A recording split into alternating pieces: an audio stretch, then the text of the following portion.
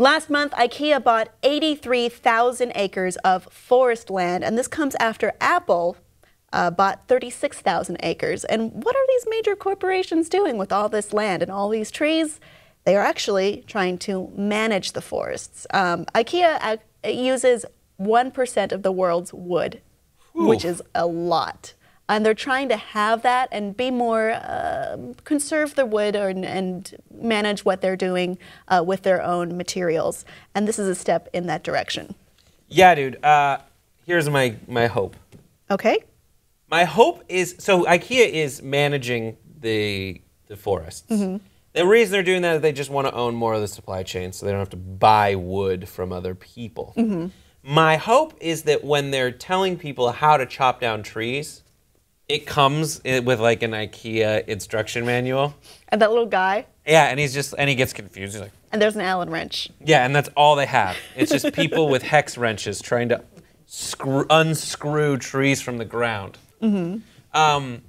It's tough for someone like Apple, right? Because Apple works on such a small cycle.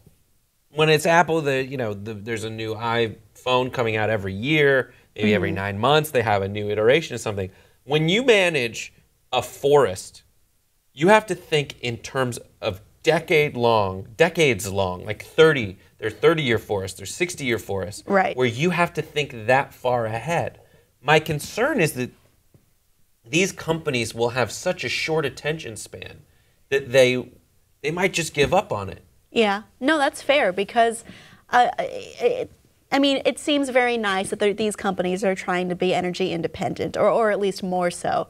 But at the heart of it, they don't have the same goals as conservationists or ecologists. Their goals are to make money and to appear like they're doing good, right, at least so that the public opinion doesn't turn against them. You know what, though? For them, if now you manage that forest, mm-hmm, your job, because if a lot of lumber companies, like I've talked to people who work with lumber companies, and they say essentially our job is to make sure that, we'd be stupid if we wanted our forests to completely be demolished. That would ruin their industry. That would be that would ruin our livelihood, is making sure these trees grow. People see, that's not to say that the same ones that are happening in Russia that IKEA got in a lot of trouble for, but like where they just keep growing and growing and forever. Mm-hmm. In America, I like they're bringing it here because people will hopefully pay more attention to make sure that these things are kept intact, as well as now that that IKEA and Apple are invested in these, it will now be in their best interest to make sure that they don't at least squander things. Now, the problem would be if suddenly you had an endangered species that was in that area and now they couldn't log it. Mm-hmm. Now what are they going to do?